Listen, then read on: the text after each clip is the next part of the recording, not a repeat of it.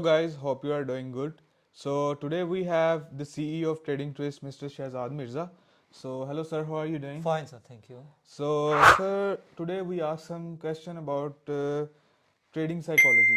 Right. So share about us how a retail trader can improve his psychology and share some tips and tips about it. Thank you very much for giving me chance to share my opinion on the trading psychology and tips and tricks how we Yeah. can improve our trading psychology. So first Yeah. of all हम बात करेंगे जो नया retail trader होता है उसको जो अगर वो टेक्निकल्स पे किसी हद तक ग्रिप कर लेता है या वो कोई इंडिकेटर बेस्ड स्ट्रेटजी बिल्ड कर लेता है या वट एवर लाइक जो भी उसका कॉम्बिनेशन है, तो बैक टेस्टिंग करने के बाद जब वो एक रिटेल ट्रेडर कॉन्फिडेंट होता है कि मैं इस स्ट्रेटजी का विन रेट 70 या 80% है और वो उसके ऊपर कंसिस्टेंसी के साथ प्रॉफिट बना सकता है. Got it. बट अनफॉर्चुनेटली इसके बावजूद भी it takes 2 or 3 years to overcome his fear and greed Okay.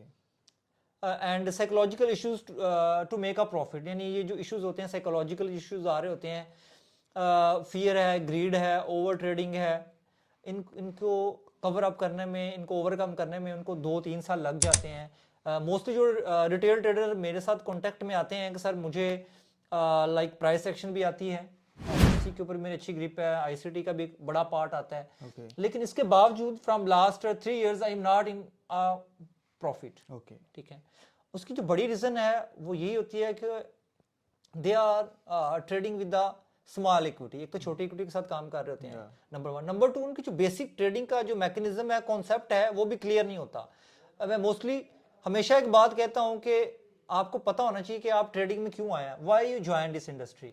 ठीक है. If you know the answer of your whys, then it is easy for you to make a good profit. Yeah.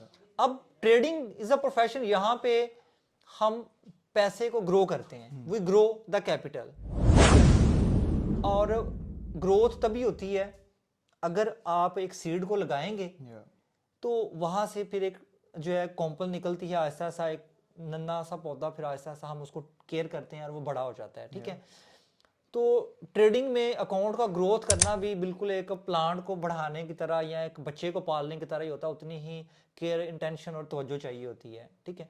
अब वो लोग जिनका like in other words जो दिन बनाने के लिए आ जाते हैं, दिहाड़ी लगाने के लिए जो बंदे आते हैं कि बस आज ही प्रॉफिट बुक कर लिया है, आज अगर हमने प्रॉफिट बुक किया है जी.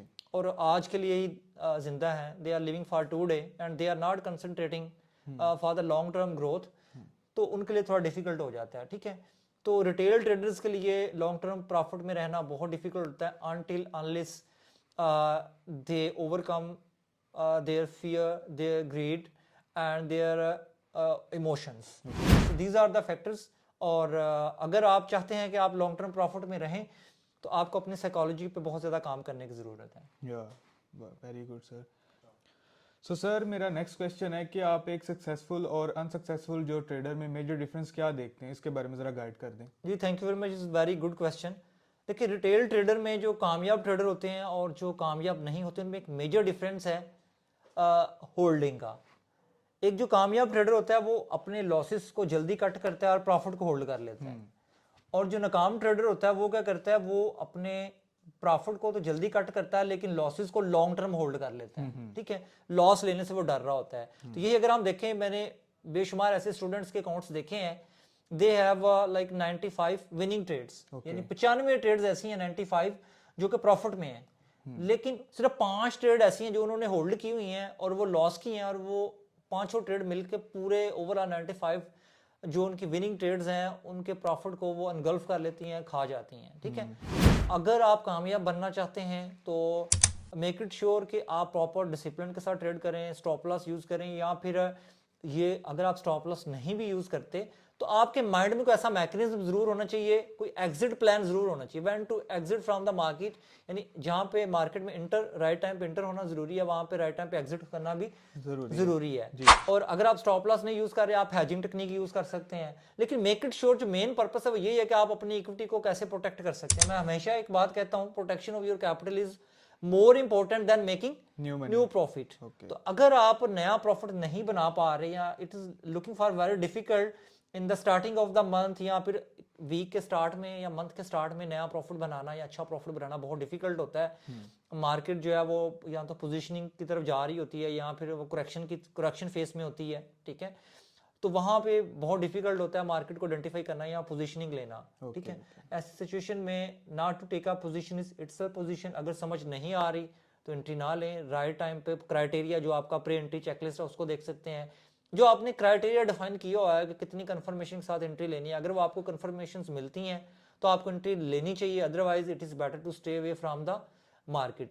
लॉसेस को जल्दी बुक कर लेना चाहिए, ठीक है। और प्रॉफिट को आप अगर ट्रेल कर लेते हैं या फिर उनको पार्शली क्लोज कर सकते हैं, there are lot of tips and tricks we can use to like maximize our profit. Okay. So thank you so much, sir, for your precious time, and we hope we'll see you again. So thank you so much. Thank you very much. Okay, sir.